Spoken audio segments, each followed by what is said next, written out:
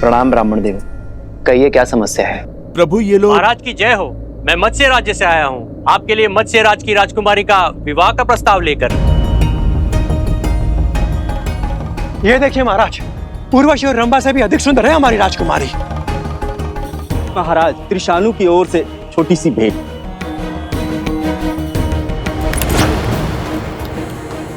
हमारे महाराज तो धन के साथ आपको अपने राज्य का चौथा भाग भी देने के लिए सज्ज है श्री राम।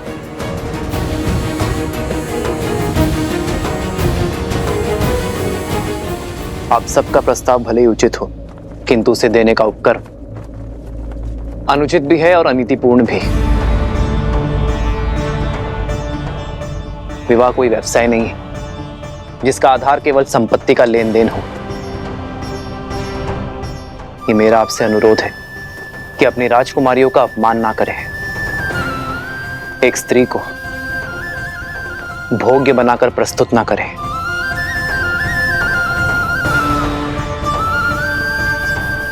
अपना वर चुनने का अधिकार केवल स्त्री का होता है। अपनी राजकुमारियों का स्वयंवर आयोजित कीजिए। यदि मेरे विवाह की इच्छा होगी तो मैं स्वयंवर में भाग लेने अवश्य आऊंगा। धन्य है आप श्री राम, आपके शब्दों ने हमें हमारी भूल का आभास करवाया। आपके आदेश का पालन अवश्य होगा। धन्यवाद।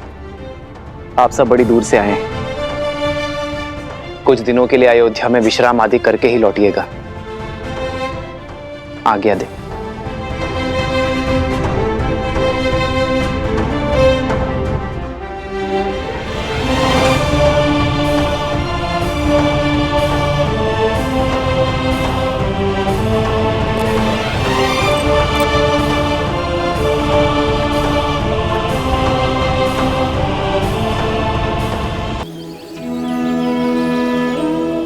और जब मैंने उन वीर योद्धा बालकों से उनका नाम पूछा तो उन्होंने बड़े गर्व से कहा, लव कुश।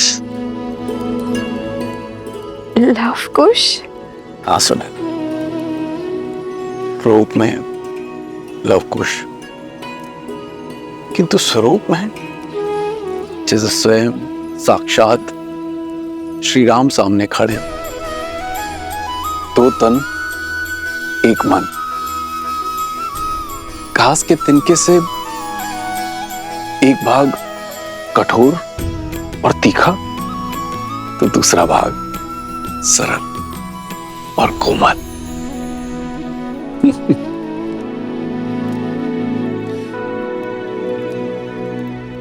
जानता हूं इस कथा को सुनकर तुम अत्यंत व्याकुल हो रही है, किंतु बताना भी आवश्यक है,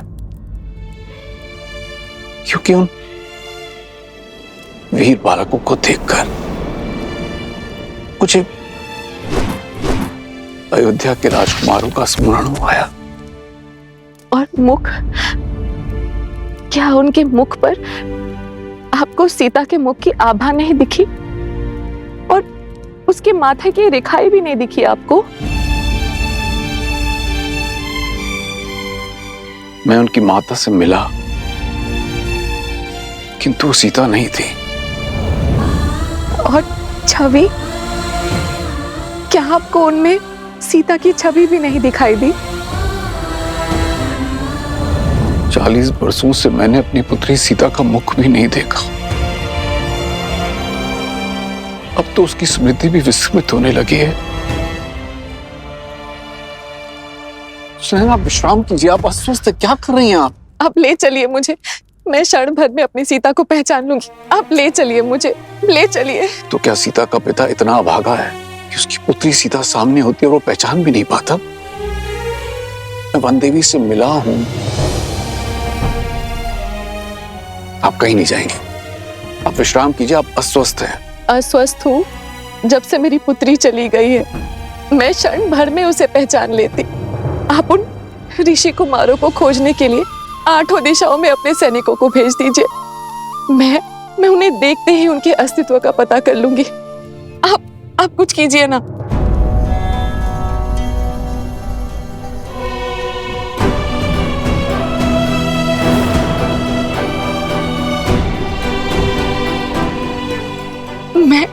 मैं खोजूंगी अपनी सीता को। हमें कहीं जाने की आवश्यकता नहीं पड़ेगी। मैं उन दोनों धनुर्धरों को यहाँ मिथिला लाने का प्रबंध करता हूँ।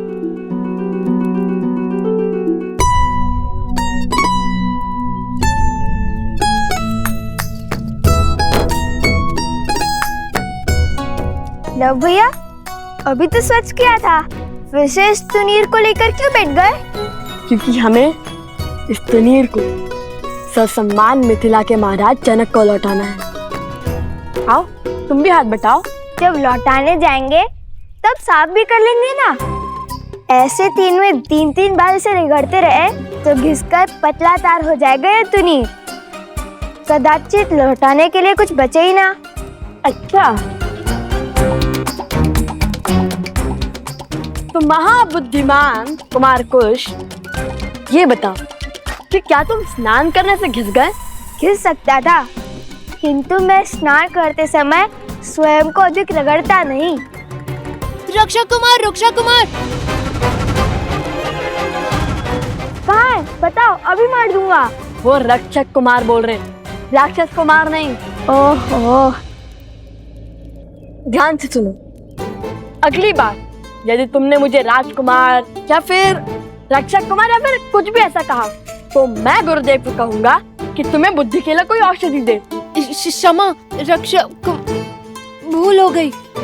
मैं तो एक समाचार देने आया था। अभी अभी कुछ मिथिला के ऋषि आश्रम में आए थे। उन्होंने बताया कि मिथिला में धनुर्विद्या की बहुत बड़ी प्रतियोगिता होने वाली है। मैंने गुरुदेव से कहा कि तुम दोनों जैसे धनुर्धर तो 20 गांव में भी नहीं मिलेंगे। फिर गुरुदेव ने बताया कि तुम दोनों अवश्य उस प्रतियोगिता में भाग लेने जाओगे।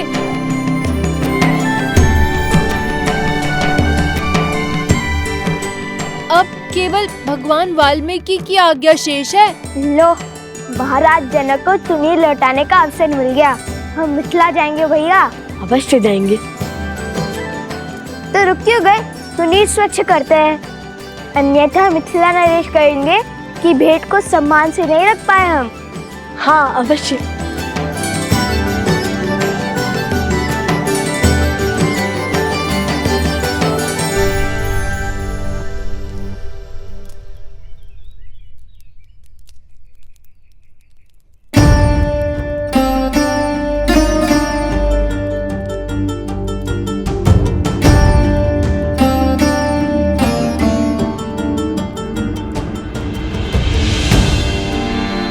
प्रणाम ऋषिवर। कल्याण हो। शब्दों में नमन, किंतु मुख मुद्रा में मनन। वन देवी, सबसे पहले तो मेरा धन्यवाद स्वीकार कीजिए। आपके पुत्रों ने मेरे भाई सोमकर्ण को बचाकर हम पर बड़ा उपकार किया है। अपने मित्र की सहायता करना उनका कर्तव्य था, और फिर लवकुश अपने गुरु भाई को अकेले संकट में कैसे छोड़ सकते थे। अवत्सरा, तुम ऋग्वेद के ज्ञाता हो। शिष्यों को मंदिर में ले जाकर पाठ आरंभ करो, मैं आता हूँ। जो आज्ञा ऋषिवर। चलो। बताइए वन देवी, क्या समस्या है? ऋषिवर, भगवान वाल्मीकि ने मेरे पुत्र को मिथिला जाने का आदेश दिया है। जानता हूँ। तो ऋषिवर, आप ये नहीं जानते कि मेरी माता उन्हें देखते ही पहचान लेगी। जितना मैं उनको जानती हूँ उससे अधिक वो मुझे पहचानती है। वो मेरे पुत्रों में मेरी छवि अवश्य देख लेंगी। भेद खुलने का भय स्वाभाविक है वन देवी, किंतु आपको जो उचित लगे आप वो कीजिए। शेष सब नीति का निर्णय। जब बीज के अंकुरित होने का समय आता है तो उसे भूमि से बाहर आने से कोई रोक नहीं सकता। ठीक उसी बीज की भांति होते हैं वो गुण जो लवकुश के रक्त में है। शौर्य, विद्या, कुलीनता और धर्म, जो न मिटाने से मिटते हैं और न छुपाने से छुपते हैं। लवकुश को मिथिला जाने दें।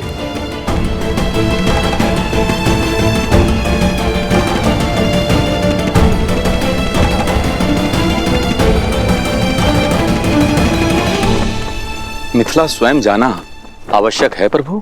केवल निमंत्रण ही तो है, कोई भी जा सकता है। नहीं आर्यसुमन, मिथिला जाने का कारण केवल निमंत्रण नहीं है। मिथिला मेरी प्रतीक्षा कर रही है। सीता के साथ जो हुआ उस पर मिथिला ने कोई आपत्ति नहीं की। यदि अब यह जमाता निमंत्रण देने नहीं पहुंचेगा तो उनका मन विचलित हो सकता है, और फिर मिथिला में मेरी सीता की स्मृतियां बसी हैं। मिथिला की वो गलियां, वो आंगन, वो बाग, वो उपवन, वो सभा मैं पुनः देखना चाहता हूं आर्यसुमंत। जहां मेरी सीता पली बढ़ी, जहां मैं उससे मिला। वर्षों से मैंने मेरी सीता को नहीं देखा है। उनके माता पिता का आशीष लूंगा तो मेरे मन को थोड़ी ठंडक पहुंचेगी। प्रभु, मेरी भी प्रबल इच्छा है वहां पर जाने की। मेरी तो सदा से ही इच्छा थी उस पावन भूमि को देखने की जिसने इस संसार को और मेरे प्रभु श्री राम को माता सीता दी। प्रभु, आपके आशीर्वाद से आज ये मेरा स्वप्न भी पूरा हो जाएगा। ये कोलाहल कैसा है? प्रभु, मैं देखता हूं।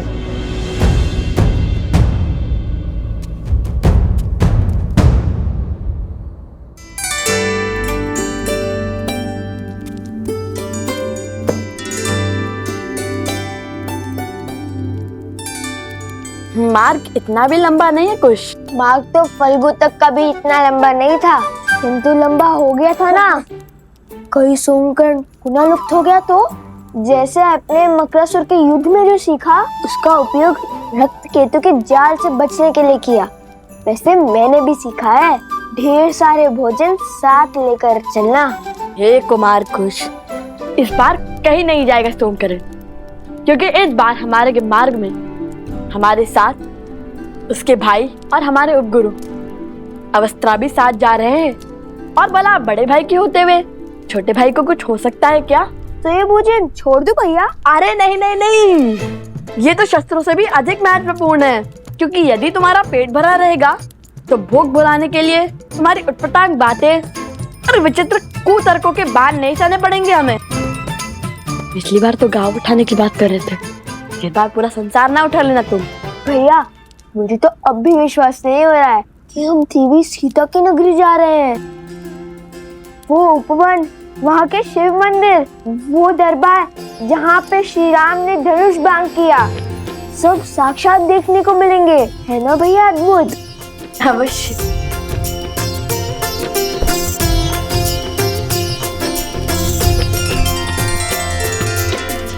जो आपका कार्य है आप वो कीजिए और नीति को अपना कार्य करने दें।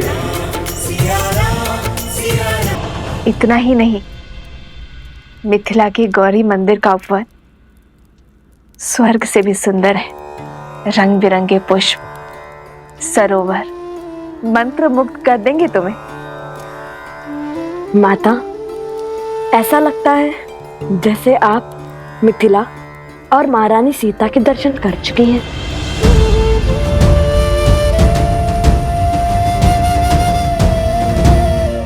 हाँ हाँ, बालपन में गई थी मिथिला, कुमारी सीता को भी देखा था।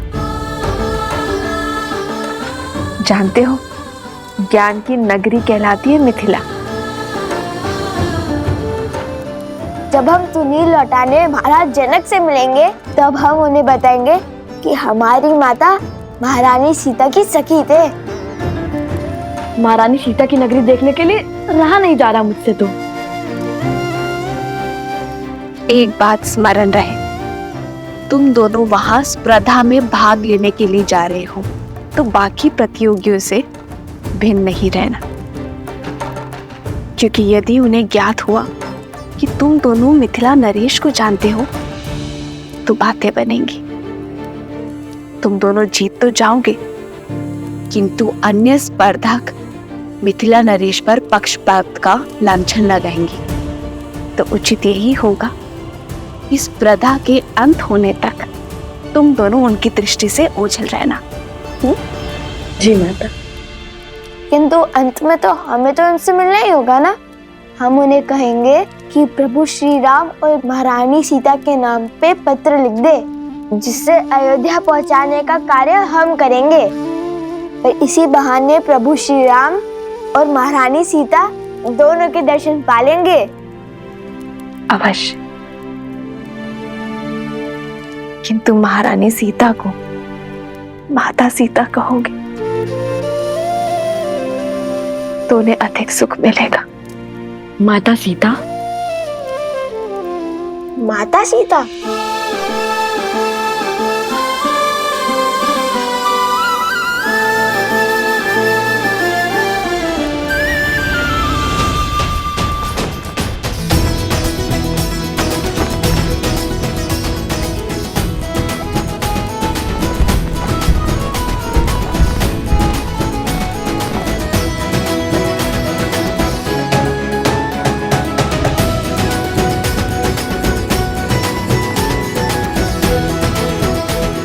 ठीक है भैया, कितना भव्य आयोजन लगता है। कहाँ से लोग इस प्रतियोगिता में भाग लेने आ रहे हैं। माता ने जैसे बताया था बिल्कुल वैसा ही है मिथिला का प्रवेश द्वार।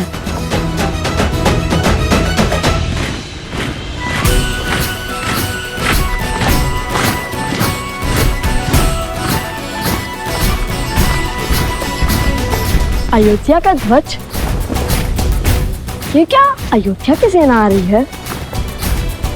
सेना नहीं, ये महाराज के रक्षक हैं। ये तो अयोध्या की सेना की केवल एक टुकड़ी है। अर्थात? वो देखो, महाराज का रथ, उनका छत्र।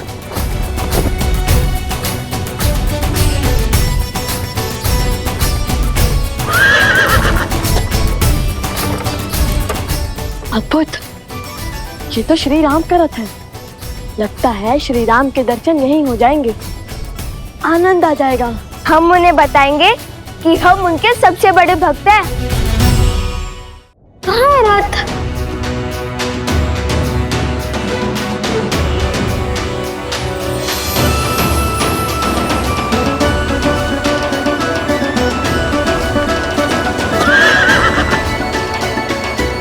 जय श्री राम।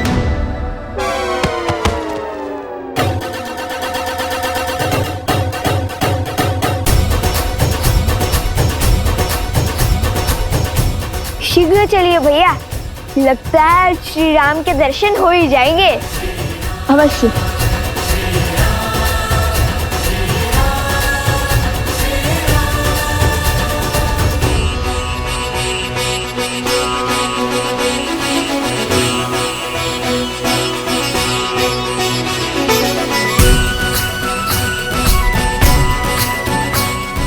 राजगुरु सतानंद जी, ये मैं क्या सुन रहा हूं?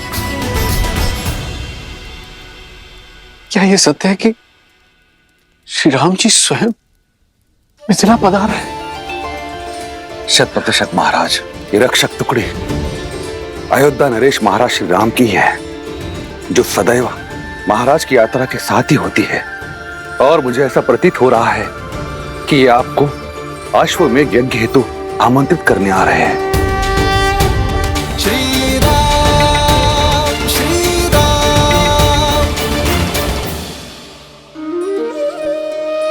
तब तो ये संकेत और समाचार दोनों अत्यंत शुभ हैं। कदाचित आज यहां वो होने जा रहा है जो कभी किसी ने नहीं सोचा होगा।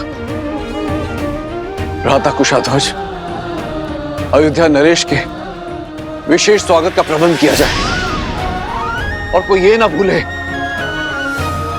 कि वो हमारे जमाता भी हैं। क्षमा महाराज, किंतु मिथिला की राजकुमारी आपकी पुत्री का त्याग करने वाले का कैसा स्वागत सत्कार?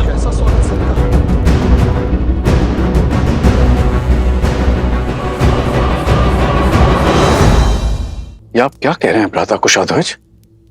क्षमा महाराज, किंतु सत्य ही तो कह रहे हैं मेरे पति, और मुझे पूर्ण विश्वास है कि महारानी सुनैना वो भी राम के आगमन से खुश नहीं होंगी। जिस व्यक्ति ने हमारी पुत्री का त्याग कर दिया अपनी प्रजा के मनोहार के लिए, ऐसे व्यक्ति को जमाता का सत्कार क्यों मिलना चाहिए महाराज?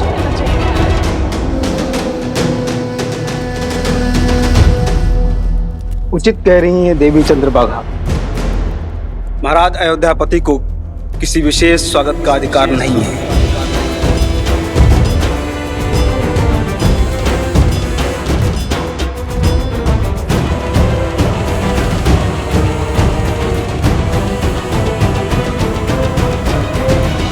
सीता ने मुझे एक पत्र लिखा था जिसमें उसने स्पष्ट रूप से अयोध्यापति को निर्दोष कहा था, क्योंकि तब वो अयोध्या में थी। उस पत्र का कोई मूल नहीं महाराज। मूल है तो हमारे दुख का, जो सीता के विरह के कारण हमें मिला है।